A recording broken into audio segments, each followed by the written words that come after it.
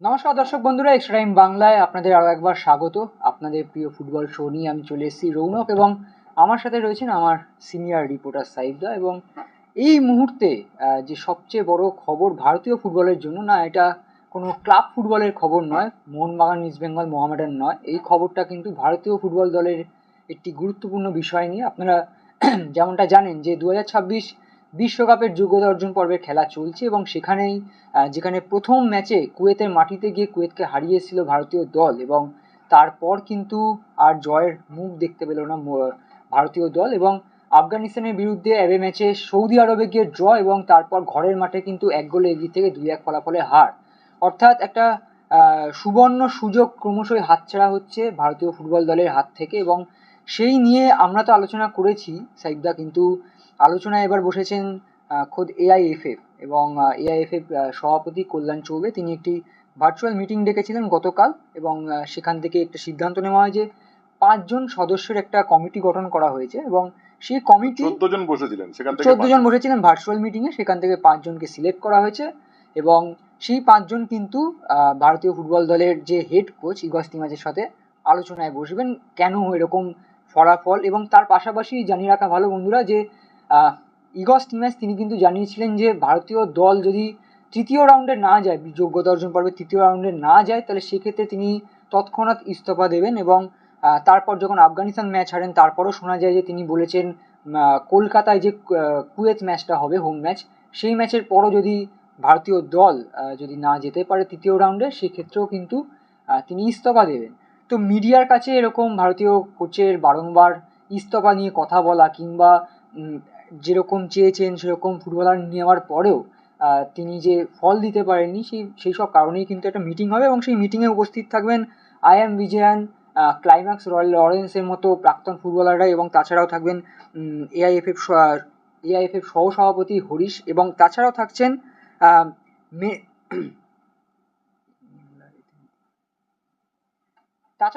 মেনলা এথেনপা, এবং তার সাথে থাকছেন অনিল কুমার। এই 5 জনকে নিয়েই কিন্তু একটা কমিটি গঠন করা হয়েছে। সবাই কিন্তু এআইএফএফ এর এক্সিকিউটিভ কমিটির মেম্বার, এবং তাদের নিয়ে আলোচনা হবে। তবে আমাদের যে বক্তব্য এই আলোচনার, সেটাই আমি সাইদা কাছে সাইদা, ভারতীয় ফুটবলের এই যে ক্রমশ অধঃপতনই বলা যায়, কারণ সবাই আমরা আশা দেখেছিলাম, আমরা আলোচনাও করেছিলাম যে কিভাবে তৃতীয় রাউন্ড বা চতুর্থ রাউন্ড অব্দিও যেতে পারে ভারতীয় দল, সেখান থেকে এরকম আফগানিস্তানের বিরুদ্ধে হার। দোষ কি শুধু ইগস্টি ম্যাচের? দেখো, তোমার একটা কথা বলি। ক্রোয়েশিয়া, যে ডাভর সুকেরের ক্রোয়েশিয়া,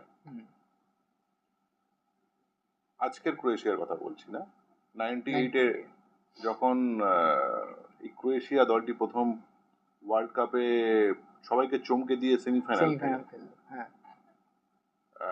ডাভর সুকের সে বছরে সর্বোচ্চ গোলদাতা হয়েছিলেন, খুব যদি ভুল না করি বোধহয় 6টা গোল করেছিলেন। আর আমার বিশেষ কিছু ফুটবলারের নাম মনে পড়ছে না। সেই দলের কিন্তু ফিফা ওয়ার্ল্ড কাপে তোমার তৃতীয় স্থান অধিকার করেছিল ক্রোয়েশিয়া, এবং যদি খুব ভুল না করি বোধহয় তৃতীয় চতুর্থ স্থান অধিকারের ম্যাচটাতে নেদারল্যান্ডসকে পরাজিত করেছিল ক্রোয়েশিয়া, খুব যদি ভুল না করি। প্রচন্ড ফুটবল লাভার ছিলাম এক সময়, বা এখনো। সেই দলের কোচ কিন্তু ছিলেন এই ইগস টিমাজ। মানে একটা কুল গোত্রহীন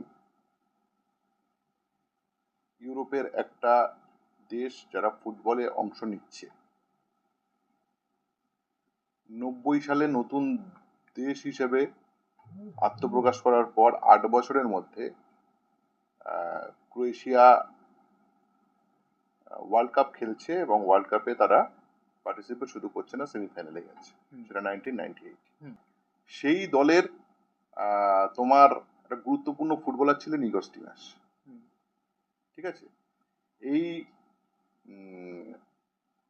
একটা মেকিং অফ আ নেশন, সেই কি অভিজ্ঞতা থাকা উচিত সেটা এই কোচটার মধ্যে আছে।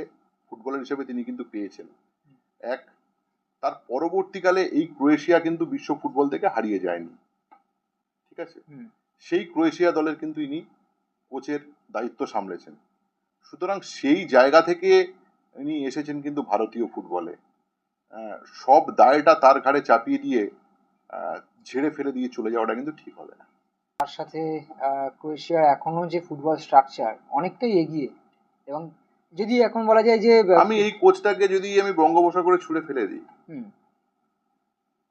আমি যদি আসলে হয়তো কি জানো তো, মানে ক্রোয়েশিয়াতে ওনার সাফল্য পেতে সুবিধা হয়েছিল, কেননা উনি ক্রোয়েশিয়া জাত শুধু নন, একটা ভগ্নপ্রায়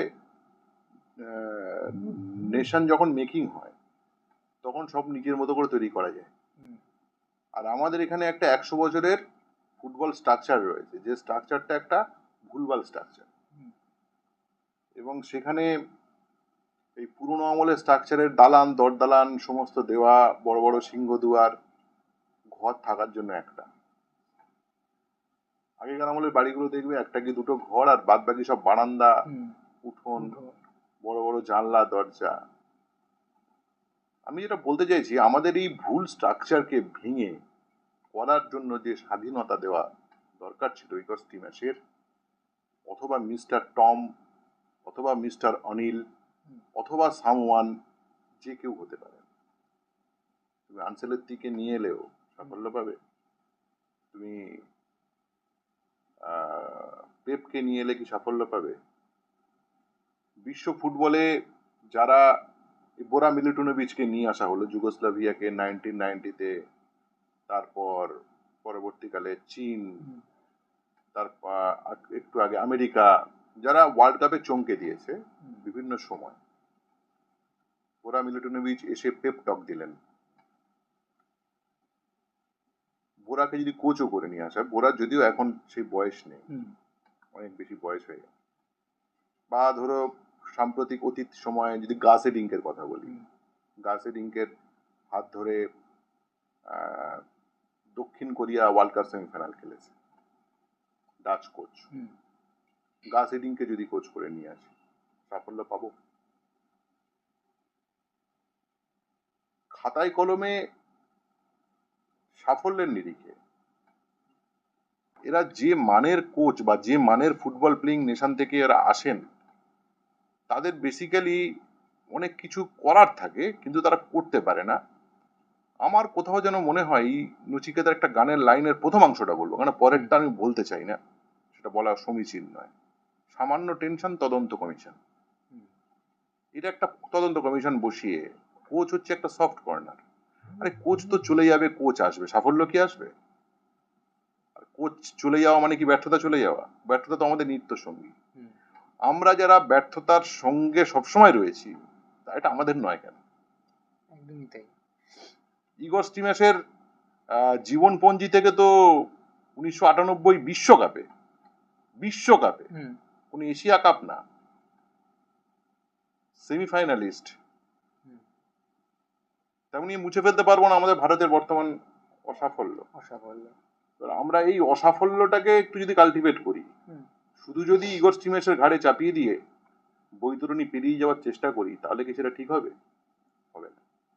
আমার এখানে কয়েকটা জিনিস বলার আছে। সেটা হচ্ছে, ধরো এই যে 5 জনের তদন্ত কমিটিতে ক্লাইম্যাক্স লরেন্স রয়েছেন, আইএম বিজয়ন আছেন। আইএম বিজয়ন, ক্লাইম্যাক্স লরেন্সরা যখন খেলেছেন, তখন কি আমরা পর্যাপ্ত সাফল্যের কাছে পৌঁছতে পেরেছি? ক্লাব ফুটবলে আমাদের সবসময় নিজেদের মধ্যে যখন খেলা হয়েছে, আমরা মনে করেছি এটাই বোধহয় ফুটবল আলটিমেট। আসলে যখন ন্যাশনাল টিমের খেলা হয়, সেখানেও কিন্তু স্বয়ং বাইচুং ভুটিয়া, আইএম বিজয়ন কেউ সেই সাফল্য এনে দিতে পারেন। এই সত্যি কথাটা অস্বীকার করতে কোনো সমস্যা নেই আমাদের। চুনিপিকে বলরাম, জার্নেল সিং, আসলে আমি বলতে চাইছি ওই ময়দানের টিমটা, এই সাফল্য 70 দশকের শুরু পর্যন্ত যে সাফল্যটুকু ছিল ইন্ডিয়ান ফুটবলে, তারপরে তো পুরোটাই ব্যর্থতা। অনেক লম্বা লম্বা রেকর্ড আছে। আমরা নামে প্রাক্তন ফুটবলারদের আমরা কিংবদন্তির আখ্যা দিই, অনেক কিংবদন্তির আখ্যা দিই আমরা, কিন্তু সফলতা কিন্তু আমাদের সঙ্গে কোনো কালে ছিল না, বরং সাম্প্রতিক অতীত কেন গত 50 বছরে নেই। সুতরাং এই একটা বিফলতাকে আমরা ইগরের ঘাড়ে চাপিয়ে দিয়ে চলে যেতে পারি না। এক, দুই হচ্ছে আইএসএল এসে আমাদের কি দিল আমরা প্রশ্ন করছি। আইএসএল এসে আমাদের কি দিল? আইএসএল আমাদের কিচ্ছু দেয়নি। আইএসএল আমাদের যেটা দিয়েছে সেটা হচ্ছে আমাদের দেশীয় ফুটবলাররা অনেক অর্থ পাচ্ছে, মানে কিছু অংশে ধরো 40-50 জন ছেলে পাচ্ছে। বিদেশিদের মান খুব বেশি বাড়েনি, প্রোডাকশন ঝকঝকে হয়েছে, টেলিভিশন প্রোডাকশন যদি বলি, একটু ফ্যান অ্যাক্টিভিটিস বেড়েছে, কিন্তু আক্ষরিক অর্থে ফুটবলটা দেশের কোণে কোণে ছড়িয়ে যায়নি, হয়নি, অনেক কিছুই হয়নি। এবং আলটিমেটলি ফুটবলের যে স্ট্রাকচারালগত বা যে সেটা কিন্তু আমরা খুব একটা পাইনি। কিন্তু এর মধ্যেও এইভাবেই চলছে, একদিনে ম্যাজিক্যাল কিছু পরিবর্তন ঘটবে না। কেরালার ফ্যান একটা বড় ব্যাপার, কেরালার ফ্যান যদি বলাটা সাংঘাতিক, কিন্তু কথা হচ্ছে আলটিমেটলি আমাদের কিন্তু এই 10 বছরের আইএসএল এ আমাদের ফুটবলে কিছু হয়নি। কিন্তু এই সামগ্রিক দায়টাও আমরা ইগর স্টিমাসের ঘাড়ে চাপিয়ে দিয়ে নিস্তার পেতে পারি না। আবার বলছি, ইগর স্টিমাস বলো বা ন্যাশনাল টিমের কোচ বলো বা পৃথিবীর যে কোনো দলে কোচের ঘাড়ে দায়িত্ব চাপিয়ে দিয়ে পার পেয়ে যাওয়াটা একটা সফট কর্নার, এবং এটা ঠিক না। আসলে এই ইগর বলুন বা যে বলুন, যিনি এই দায়িত্বে থাকেন, তাকে যারা গাইড করেন, টিম থেকে বলো বা ফেডারেশন থেকে বলো, তো কেউ না কেউ তো তাকে গাইড করছেন। সেই গাইড করার জায়গায় কেউ না কেউ বা টিম অফ কেউ যারা যারা যারা গাইড করছেন, তারা আসলে মিসগাইড করছেন। তারা অতীত থেকে শিখে আসা ভুল ফুটবল, ভুল ধারণা, ভুল স্ট্রাকচার, সেটাকে চালিত করে একজন শিক্ষিত উন্নত ফুটবল খেলিয়ে নেশনের ফুটবল কোচকে মিসগাইড করে বঙ্গোপসাগরে ছুড়ে ফেলে দেওয়ার ক্ষমতা আমাদের আছে। এই দায়টা আমাদের সবার। আমার, আমি যদি একজন অশিক্ষিত ক্রীড়া সাংবাদিক হয়ে থাকি, দায়টা আমার। নিজের দিকে তাকিয়ে বলুন কথা, সব তাই কি ইগরের? আজকে যে ন্যাশনাল টিমটা তৈরি হয়েছে, এটা কি ভারতের এই সময় সেরা ফুটবল দল? সেরা ফুটবল দল হোক, আমি বলছি সব পজিশনে সেরা ফুটবল, আমি বারবার যেটা বলি সেটা বলবো, সেটা হচ্ছে সব পজিশনে সেরা ফুটবলার দিয়ে সেরা ফুটবলটা হয় না। আমরা কি প্রপার ওয়েতে একটা ফুটবলের যে স্ট্রাকচার বা তোমার যে ফিলোসফি, সেটাকে কি আমরা জারিত করতে পেরেছি? আমাদের মতো একটা পিছিয়ে থাকা ফুটবল প্লেয়িং নেশনে ফেডারেশন কেন আঙুল দিয়ে বলতে পারে না যে আমরা আর লং বল খেলবো না? লং বলে গেলে আমাদের এই বেটে বেটে ফরওয়ার্ডরা বল মিটি করতে পারে না। চলো আমরা আজ থেকে একেবারে গ্রাউন্ড লেভেল থেকে, একেবারে সবচেয়ে নিচের লেভেল, ধরো আন্ডার 13 থেকে আমরা বিল্ডিং ফ্রম দ্য বিহাইন্ড ফুটবলটা খেলি, চল। আর প্রতিটা টিম সেটাকে ফলো করি, চলো না। কি ক্রমাগত সাফল্য ঠ্যাং করে পেয়ে তুমি বিশ্বকাপে যাবে নাকি, নাকি তুমি চ্যাম্পিয়ন্স লিগ খেলতে যাবে? আমার সমস্যা কি আছে মোহনবাগানকে বলতে বা ইস্ট বেঙ্গলকে বলতে বা মুম্বাই সিটিকে বলতে?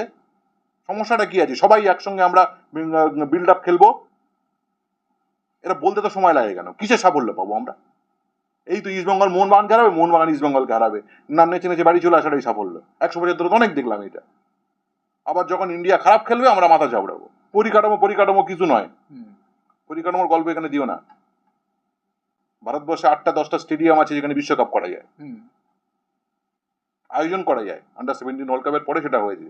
সল্টলেক ছাড়া, জওয়াহরলাল নেহরু ছাড়া, ডিওয়াই প্যাটেল ছাড়া আরো কিছু ভালো স্টেডিয়াম আছে যেখানে ভালো ফুটবল খেলানোর পরিকাঠামো আছে, অজস্র প্র্যাকটিস পিচ আছে। আজকে বলছি আমরা গুজরাটে 8টা দলের ফ্র্যাঞ্চাইজি লিগ শুরু হচ্ছে, কত ভালো হচ্ছে। আরে গুজরাটে ফ্র্যাঞ্চাইজি লিগ শুরু হচ্ছে, আমাদের কলকাতাতে 300-র উপরে ক্লাব রয়েছে যাদের নিজে বাংলার ছেলেরা সেখানে ফুটবল খেলে। কেউ তো আর তোমার সেকেন্ড ডিভিশন, থার্ড ডিভিশনে এসে নিশ্চয়ই বিহার থেকে, উত্তরপ্রদেশ থেকে ছেলে এসে খেলছে না, বা নর্থ ইস্ট থেকে। ফুটবলার ইন্ট্রোডিউস কম হচ্ছে না, এটা ওই কথা বলো না। ভারতবর্ষে স্ট্রাকচারাল লিগ অনেক আছে, প্রায় তোমার 700-র উপরে টিম আছে, বহু ফুটবলার খেলছে। যত ফুটবলার তত কোয়ালিটি, যদি আমরা সেটা বিশ্বাস করি। সমস্যাটা কোথাও হচ্ছে না। সমস্যাটা হচ্ছে আমাদের পিক আপ করার ক্ষেত্রে। সমস্যাটা হচ্ছে আমাদের প্রপার কোন প্ল্যানিং এ যাব, কোন প্ল্যানিং এ ফুটবল খেলা উচিত, সেটা কোন ঘরানায় যাব। ঘরানায় কেন যেতে পারছি না আমরা? সমস্যাটা কি আছে? আমরা মুম্বাই সিটিকে বলতে পারছি না তোমরা বিল্ডিং ফ্রম দ্য বিহাইন্ড খেলো, তোমার বিল্ড আপ ফুটবল খেলা বলতে পারছি না, আইএসএল এ সবাই মিলে একসঙ্গে এই ফুটবলটাই খেলবো, আর ওই ফুটবল থেকে আমরা 11টা প্লেয়ার চয়েস করবো, সমস্যাটা কি আছে? খুব কঠিন কাজ, ইচ্ছাই নেই কারোর। আর একটা জিনিস তোমার বুঝি, শোনো, ক্রিকেটে যে সেন্ট্রাল কন্ট্যাক্ট আছে এটা খুব ইম্পর্টেন্ট।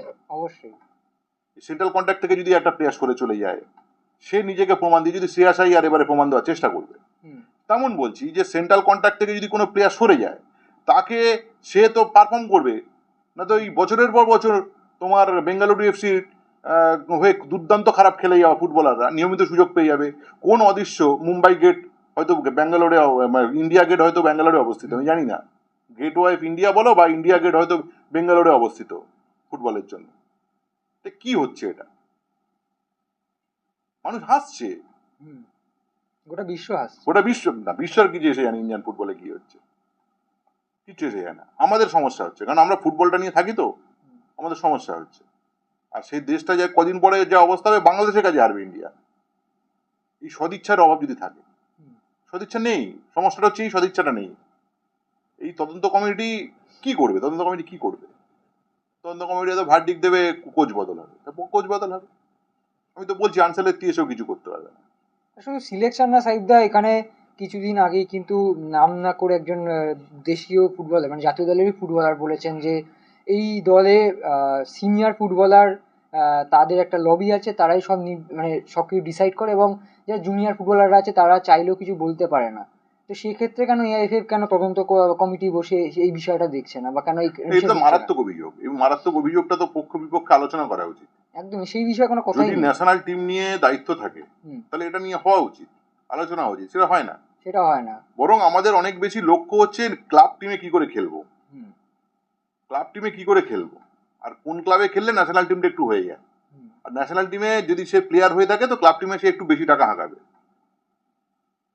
প্লেয়ার করে না, প্লেয়ার এজেন্টরা করে। এই একটা অদ্ভুত বিচ্ছিরি সার্কিট চলছে, যে সার্কিট দিয়ে ইন্ডিয়ান ফুটবলের মা মাসি করে দেওয়া হচ্ছে, নষ্ট করে দেওয়া হচ্ছে গোটা বিষয়টা। কোনো মানে নেই। প্লেয়াররা 2 কোটি টাকা 1.5 কোটি টাকা পেলে কোনো আপত্তি নেই, কিন্তু কথা যে পারফরমেন্সটা তো ঠিক জায়গায় হওয়া উচিত। এবং ওনার জায়গায় যদি আনসালেত্তিও থাকতো, আবার বলছি, পেপ থাকতেন, একই রকম ভাবে আমরা টেনে নামিয়ে দিতাম। ভাগ্যিস পেপ আমাদের কাছে যে সম্মান আছেন থাকুন, হ্যাঁ, আনসালেত্তি যে সম্মান আছেন থাকুন, ইন্ডিয়াতে এসে নিজের নাম খোয়াবেন না। সবকিছু মিলিয়ে যেটা দাঁড়াচ্ছে যে কমিটি গঠন বা আক্রমক কিছু দিতে পারেনি না, আক্রমক কিছু দিতে পারেননি উনি। আগের জাস্ট উজবেকিস্তানকে সোনা দিয়ে ইন্ডিয়াতে এসেছিল, একই রকম ভাবে ওনাকে ওই রকম তদন্ত কমিটি বা কিছু করে স্যাক করা হয়েছিল। ইন্ডিয়ান ফুটবলের জায়গাতে আছেন, আর তিনি তারপরে এএফসি ইনস্ট্রাক্টর হয়েছিলেন, এখন তিনি স্বর্গীয়। ইগরও হয়তো এরকম অজান্তে মুচকি হাসছেন, কি এসে যায়। এমন একটা পাকচক্র এখানে, বলে না দশচক্রে ভগবান ভূত, এখানে সেটাই হচ্ছে বোধ হয়। দশচক্রটা কে কারা আমাকে জিজ্ঞেস করতে চাও, ওটা জানলেও বা আন্দাজ করলেও বলা সম্ভব নয়। কারণ আলটিমেটলি আমাদের ভারতবর্ষের, আমরা না প্রচন্ড অসৎ। তুমি যদি আমাকেও বলো আমার জায়গায় আমি সম্পূর্ণ সৎ, হয়তো নয়। আমরা দেশটাকে আদৌ কি সত্যি ভালোবাসি? ধরো একটা সাধারণ টিম তৈরি হচ্ছে, সেখানে আমার কোনো একটা চেনা ছেলেকে আমি ঢোকাতে পারলেই মনে করি বিশ্বকাপ খেলবে ইন্ডিয়া। আমরা এতটাই অসৎ, তাকে কোনো মতে ঢুকিয়ে দিতে হবে। কি যেন মহৎ কাজ করে ফেলেছি। ছেড়ে দিই না কোচকে ছেড়ে দিই না, 3 মাসের জন্য বলে দিই ভারতবর্ষের প্রতিটা শহরে তোমার হোটেল ব্যবস্থা করে দিলাম, আর তোমার যা যা ফ্লাইট টিকিট লাগবে, কিভাবে যাবে, তার সঙ্গে 2টো লোক, সাধারণ লোক, অতীত দিনের প্রখ্যাত ফুটবলার দিও না, তাদের অনেক কানেকশন, ঢুকিয়ে দেবে 3টে প্লেয়ার। সাধারণ লোক দিয়ে দাও যারা শুধু হোটেল চিনিয়ে দেবে। ও কোচ, ইগরের মতো কোচ, বা যারা ওয়ার্ল্ডের টপ লেভেলের কোচ হয়ে কাজ করে এসছেন, তারা 11টা ভালো প্লেয়ার দিয়ে ইন্ডিয়াকে ভালো খেলিয়ে দিতে পারবে। কারণ নাক না গলালে চলবে, কিন্তু এই নাক না গলানোটা কোনো আইন দিয়ে তুই বন্ধ করতে পারবে না। আমরা কিছু বলার নেই। না মানে সব মিলিয়ে যেটা দাঁড়াচ্ছে যে এই যে 5 জন সদস্যের কমিটি গঠন, বা এই দুটো ইম্পর্টেন্ট ম্যাচ কুয়েত আর কাতার, তার আগেই মিটিং এ বসতে হবে, পুরোটাই কিন্তু একরকমের আইওয়াশ। না গন্ধটা পেয়ে গেছে তো এখন। কাতার তো তোমার এশিয়ার জায়েন্ট, জানে যে কাতারে এমএ ম্যাচে যাওয়া, কুয়েত কোথায় ঘটনাটা ভুল করে ফেলেছিল। কুয়েত যে হেরেছিল ওটা একটা মুহূর্তের ভুল হতেই পারে। সেটা এশিয়ান কাপে আমরা দেখেছি কুয়েতের পারফরমেন্স যথেষ্ট ভালো পারফর্ম যথেষ্ট করেছে। ভালো। সেখানে ভারতীয়, আর তোমাকে আরেকটা কথা বলছি, আমরা সেটা নিয়ে আলোচনা করেছিলাম যে ছোট ছোট দেশগুলো যেভাবে পারফর্ম করছে বা সেই পারফরমেন্সে আসলে কি জানো তো, কোচকে না পুরো ছেড়ে দিতে হয়। যে দেশের ফুটবলের ঐতিহ্য নেই, আমাদের সত্যি ঐতিহ্য নেই। আমরা যতই আমাদের প্লেয়ারদের নমস্কার অতীত মনে করি, আসলে আমাদের কিছুই নেই। আমরা সেই কিছু নেই ভেবেই শুরু করি না, সেইটাই আমাদের সমস্যা। লেটেস্ট উদাহরণ হচ্ছে জর্জিয়াতে। আরে আমরা যাকে তাকে লেজেন্ড বসিয়ে দিয়েছি, কেউ তো ওয়ার্ল্ড ক্লাস নয় রে বাবা এই সময়। তুমি তো খেলতে চাইছো ওয়ার্ল্ড কাপ, তুমি তো ক্র্যাক করতে চাইছো এএফসি তে, জিরো থেকে শুরু করি না, এইটা কোনো সমস্যা হচ্ছে। আমি কেন বলছি সন্দেশ জিঙ্গান ভারতবর্ষের সর্বকালের শ্রেষ্ঠ ডিফেন্ডার, কেন বলতে যাব সুনীল ছেত্রী ভারতবর্ষে জন্ম নেওয়া এর মতো কোনো স্ট্রাইকার আসেনি। আরে সুনীল ছেত্রী 20 বছর তো খেলেছে, সাফের বেশি তো আমি কিছু পাইনি। আমার যদি টার্গেট ওটা হয়ে থাকে তাহলে সুতরাং বলে দিই না কোচ তুমি তোমার মতন করো, সেখানে সুনীল শুট করবে, সেখানে সন্দেশ জিঙ্গান শুট করলে করবেন, বাট আপ টু ইউ, তুমি ঠিক করো।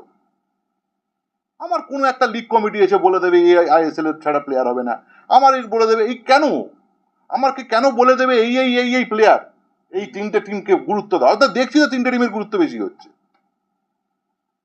দরকার নেই। আসলে এখানেই ফুটবলটা হচ্ছে না, ফুটবলটা অন্য কোথাও হচ্ছে। আমি আবার বলছি স্ট্রাকচারে কোনো সমস্যা নেই। 700-র উপরে রেজিস্ট্রিকৃত ক্লাব আছে গোটা ভারতে। পৃথিবীতে কটা দেশে আছে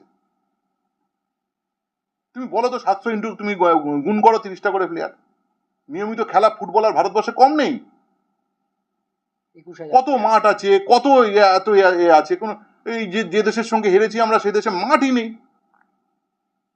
পরিকাঠামো দিয়ে এখানে কোনো কথা হয় না, পরিকাঠামো অনেক ভালো ভারতে, আসলে প্রপার প্ল্যানিং নেই, একটা বিসিসিআই নেই, একটা জগমোহন ডালমিয়া নেই। আমরা বলি না যে সরকারের কোনো নেই, আমরা বলি না সরকারের কোনো রকম পার্টিসিপেশন নেই, সরকার দেখছে না। সরকার কি করবে? কোন সরকার দেখে? জগমোহন ডালমিয়া কি সিপিএম, তৃণমূল, বিজেপি বা কংগ্রেস ছিলেন? উনি ক্রিকেটের ছিলেন। ভিউটা, ওনার ভাবনাটা, ললিত মোদী ধরে নিচ্ছি তার একটা করাপ্টেড পাস্ট আছে বা যা আছে, কিন্তু তিনি যে ভিউটা দেখেছেন, উনি কি কোনো পলিটিক্যাল ছিলেন নাকি? কথাটা হচ্ছে ক্রিকেটকে কেন্দ্র করে তার যে ভিউটা, এই ভিউটা আমাদের এখন অভাব ফুটবলে রয়েছিল, আছে, এখনো রয়েছে, সেটাই সমস্যা। একদমই তাই। এবং এখানেই মনে হয় শোটা আমাদের শেষ করা উচিত। আর ভিডিওটি অবশ্যই ভালো কি লাগবে না জানি না, কিন্তু ভিডিওটি অবশ্যই ভালো লাগবে। মনের কথা বলেছি অনেকে, অনেক সাধারণ মানুষের মনের কথা, আপনাদের মনের কথাটা অবশ্যই কমেন্ট বক্সে এসে জানাবেন এবং শেয়ার করুন বন্ধুদের সাথে, লাইক করুন, সাবস্ক্রাইব করুন এবং এভাবেই আমাদের পাশে থাকুন, যাতে আরও এই ধরনের ফুটবল শো নিয়ে আপনাদের সাথে হাজির থাকতে পারি, সত্যিটা তুলে ধরতে পারি। এভাবেই পাশে থাকুন। অসংখ্য ধন্যবাদ, নমস্কার। Extra time.